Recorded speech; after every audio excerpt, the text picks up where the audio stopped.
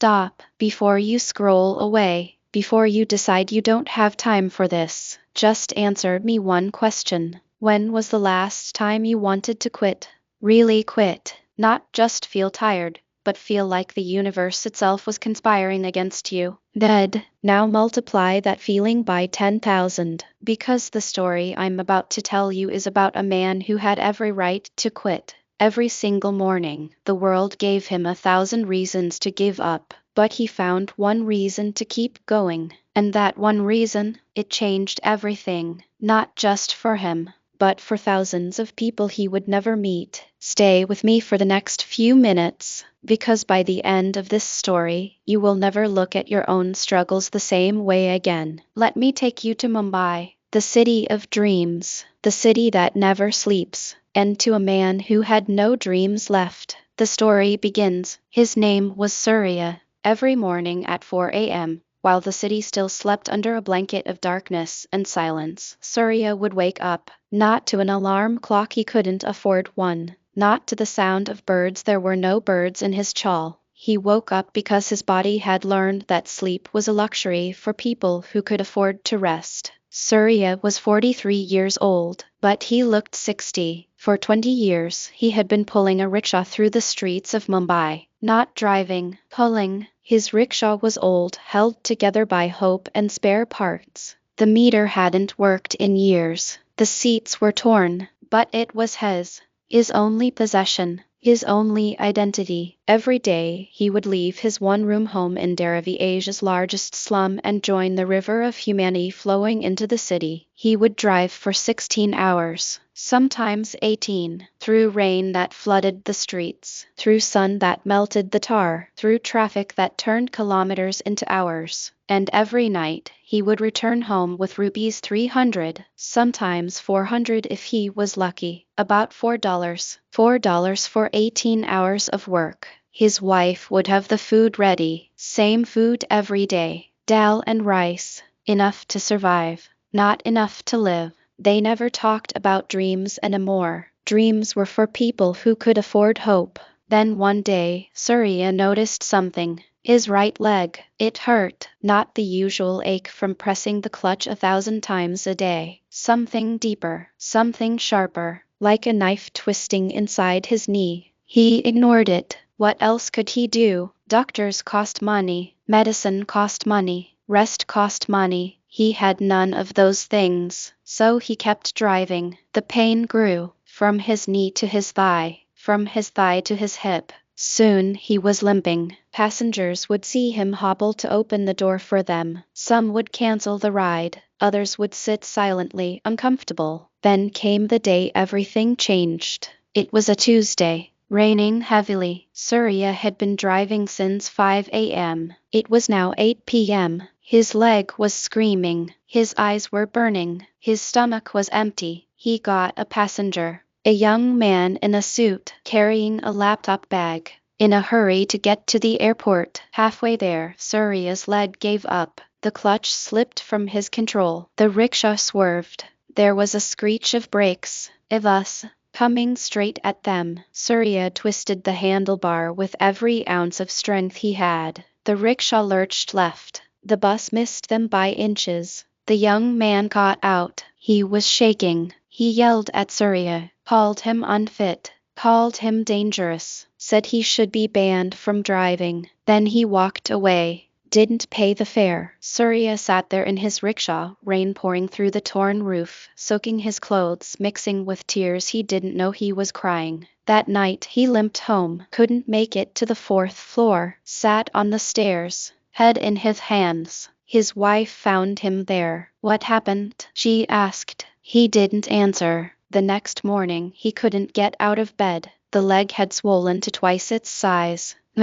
Hot, useless. His wife begged him to see a doctor. He refused. They had no money. Their daughter's school fees were due. Their son needed new shoes. The rickshaw needed repairs. So he stayed in bed. For 1 week, 2 weeks, the rickshaw sat idle. No money came in. The landlord started knocking. The shopkeeper stopped giving credit. Surya lay on his bed, staring at the ceiling, listening to his wife borrow money from neighbors, listening to his children ask why there was no food. And for the first time in 20 years, Surya thought about quitting. Not just quitting driving, quitting everything, quitting life. What was the point? He had worked since he was 14 years old, never took a day off, never complained, never asked for help. And what did he have to show for it? A broken body, an empty stomach, a family that deserved so much more. That night he made a decision. He would sell the rickshaw, pay off the debts. And then, he didn't know what then. Maybe nothing. The next morning, he told his wife. She didn't cry, she didn't argue, she just nodded, like she had been expecting this day for years. Surya limped to the rickshaw, his partner for 20 years. 20 years of sun and rain, 20 years of strangers and stories, 20 years of surviving. He sat in the driver's seat one last time, and then he saw it, under the passenger seat, something shiny. He reached down, pulled it out. It was a bag, a small cloth bag, heavy. He opened it, and his heart stopped. Money, bundles of it, 100-rupee notes, 500-rupee notes, even some 1,000-rupee notes. He couldn't count. His hands were shaking too much. But it was more money than he had seen in his entire life. Maybe 2 lakh rupees, maybe more. His first thought was, this is a miracle. God has answered my prayers. His second thought was, whose money is this? He looked at the bag again. There was a name written inside, and an address. In Pune, 3 hours away. Someone had left this in his rickshaw. A passenger. Weeks ago. Maybe months. Surya sat there, holding more money than he would earn in 3 years. 3 years of driving, 3 years of pain, 3 years of 16-hour days. Right there in his hands. He could keep it. No one would know. No one saw him find it. The passenger probably assumed it was lost forever. He could pay off his debts, feed his children, see a doctor, start fresh. It was right there, in his hands. He thought about his daughter's face when she had asked for a new notebook and he couldn't buy it. He thought about his son's torn shoes. He thought about his wife's silence when there was nothing to cook. He closed the bag. Then he started the rickshaw. His leg screamed. He ignored it. He drove to the nearest police station. The turning point. The officer at the desk looked at Surya like he was crazy. You want to return this money? Yes, sir. Do you know how much is here? About 2 lakh, sir. Do you know how long you would have to work to earn this? 3 years, sir. The officer stared at him. Then he looked at Surya's leg, at his torn clothes, at his tired eyes. Why? The officer asked. Surya thought about it. The question deserved an honest answer. Because it's not mine, he said. The officer was silent for a long moment. Then he did something unexpected. He stood up. He saluted Surya, not because he had to, because he wanted to. The news spread. A reporter came, then another, then a TV crew. Surya's face was on the evening news. The rickshaw puller who returned 2 lakh rupees. The honest man, the poor man with a rich heart. The owner of the money was found, a businessman from Pune. He had been on his way to a meeting, had taken his life savings to make a down payment on a shop, lost it somewhere, assumed it was stolen, had given up hope. When he met Surya, he couldn't speak. He just hugged him, cried on his shoulder. Then he did something extraordinary. He gave Surya 10,000 rupees as reward. Surya tried to refuse. The businessman insisted. And then the businessman asked, what happened to your leg? Surya told him. The businessman made a phone call, right there, to a hospital he knew, a good hospital. You will see the best doctor in Mumbai, he said. I will pay for everything. Surya wanted to refuse, but the businessman wouldn't let him. You gave me back my life, he said. Let me help save yours. The recovery. The doctor examined Surya, did tests, took x-rays. Then he sat Surya down and told him the truth. The leg could be fixed, but it would take time. Surgery, physiotherapy, rest, 6 months at least. 6 months without driving, 6 months without earning. Surya's heart sank. How could he survive 6 months? His family would starve. But the doctor wasn't finished. There's something else, he said. After the surgery, you can't drive a rickshaw anymore. Not for long hours. The leg won't take it. Surya felt the world collapse around him.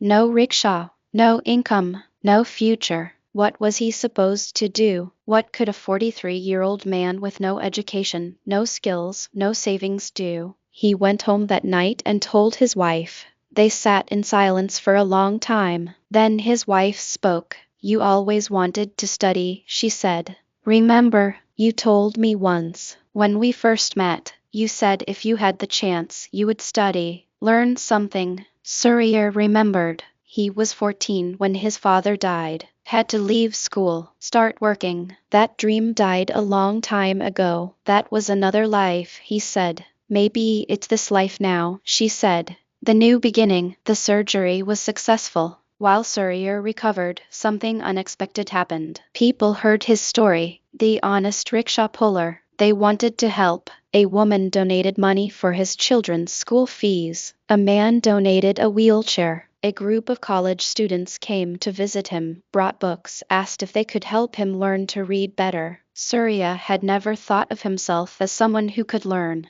He could read a little, write his name, read numbers for the meter. That was it. But now, with time on his hands and help appearing from nowhere, he started. Every day, for 2 hours, the students came. They taught him to read newspapers, to write sentences, to do basic math beyond counting money. Surya discovered something he had forgotten. He loved learning. His mind, starved for so long, soaked up everything like dry earth soaking rain. After 3 months, he could read the newspaper front to back. After 6 months, he could write a letter. And then an idea came to him. A crazy idea. What if he didn't go back to driving? What if he did something else? The dream. Surya had noticed something over his 20 years of driving. Tourists. Lost tourists. Every day he would see them standing on corners holding maps, looking confused. They would wave at rickshaws, try to explain where they wanted to go, get frustrated when the drivers didn't understand. And the drivers? They would either overcharge them or refuse to take them because they couldn't communicate. There was a gap, a need. Tourists needed help. Drivers needed English. What if someone could bridge that gap? What if there was a place where drivers could learn basic English? Where tourists could find honest drivers who wouldn't cheat them? Surya shared his idea with the college students. They loved it. One of them, a girl named Priya, was studying business. She helped Surya create a plan. A small school, just one room, just basic English for rickshaw drivers. And a directory, a list of trusted drivers that tourists could call. Surya had no money, no connections, no experience running a business. But he had something more valuable. He had a story. He had credibility. He had trust. The businessman whose money he returned became his first investor. Gave him money for rent, for chairs, for a blackboard. The police officer who saluted him became his first reference, told other officers about the project. They spread the word. The college students became his first teachers, volunteered their time. And the drivers, they came, at first, just 5, then 10, then 20. They came because they knew Surya. They knew he wasn't trying to make money off them. They knew he understood their struggles because he had lived them. Surya stood in front of that class's class and taught them the same words the students had taught him. Hello, how are you? Where do you want to go? How much? Thank you. Simple words. But for these drivers, they were magic words. Words that could double their income. Words that could change their lives. The movement. Word spread. A newspaper wrote about Surya's school. Then a TV channel came. Then another. Soon, drivers from other cities were calling, asking how they could start something similar. Could Surya help them? Surya, who had never left Mumbai except to go to Pune that one time, suddenly found himself traveling to Delhi, to Kolkata, to Chennai, teaching drivers, training teachers, spreading his idea. The school grew from one room to three, from three to a whole building. They added more classes, not just English, computer basics, financial literacy, how to save money, how to avoid loan sharks. Drivers who had been exploited their whole lives started standing up for themselves, started demanding fair treatment, started saving for their children's education. One driver's son became a doctor, another's daughter became an engineer. They would come back and thank Surya, the rickshaw puller who couldn't walk, the man who had nothing, and Surya would smile and say the same thing every time. I didn't give you anything. I just showed you what was already inside you. The legacy. 10 years passed. Surya was 53 now. His leg still hurt sometimes. He still limped, but he didn't drive anymore. He didn't need to. His organization had trained over 10,000 drivers, had helped thousands of tourists find honest transportation, had saved families from debt, had sent children to school. The businessman who helped him became his closest friend. They started a foundation together, helping more people like Surya, people who had nothing but their honesty. One evening, Surya sat on the roof of his school watching the sun set over Mumbai, the same city that had broken him, the same city where he had sat in the rain wanting to die. Now it looked different. Now it looked like home. His wife came and sat beside him. They didn't speak. They didn't need to. After a while, she said, "Do you remember that night on the stairs?" Surya nodded. "I was so scared," she said. "I thought we would lose everything." "We did lose everything," Surya said. "We lost the rickshaw. We lost the only life we knew." She looked at him, and he smiled. "And we found something better." The lesson. Surya's story is not about honesty, though that's part of it. It's not about luck, though that's part of it too. It's about something deeper. It's about what happens when you refuse to let your circumstances define you. Surya had every reason to keep that money, every reason in the world. He was poor. He was sick. His family was suffering. No one would have blamed him. No one would have known. But he chose differently. And that choice, that one moment of integrity when no one was watching, changed everything. Not because he got rewarded, not because the universe magically provided, but because that choice reminded him who he was. A man of value, a man of worth, a man who could be trusted. And once he remembered that, everything else became possible. The money he returned was nothing compared to the life he gained. Closing. So here's my question for you. What are you holding on to that isn't yours? Not just money, not just things. What anger are you carrying that belongs to someone else? What grudge? What fear? What story about yourself that was given to you by people who don't know who you really are? Surya could have stayed the broken rickshaw puller, could have let his leg define him, could have let his poverty define him, could have let his lack of education define him, but he didn't. He chose to be something else. And so can you. Whatever you're going through right now, the pain, the fear, the exhaustion, the feeling that you can't go on, I'm not going to tell you it doesn't matter. I'm not going to tell you to just be positive. I'm going to tell you something harder. I'm going to tell you that this moment right now is your chance. Your chance to choose, not choose your circumstances. You can't always choose those, but choose who you are in them. Surya chose honesty. He chose integrity. He chose to believe that he was more than his situation. What will you choose? Call to action. If this story touched you, if it reminded you of something you needed to remember, then do me a favor. Don't just walk away. Share this video with someone who needs to hear it today. Someone who's struggling. Someone who's thinking about giving up. Someone who's forgotten who they really are. Your share might be the message they need to keep going. And if you haven't already, hit that subscribe button, because there are more stories like this. Stories of ordinary people doing extraordinary things. Stories that will remind you that no matter how dark it gets, the light is always there. Just like Surya found his. Just like you will find yours. Thank you for listening. Now go out there and be the hero of your own story.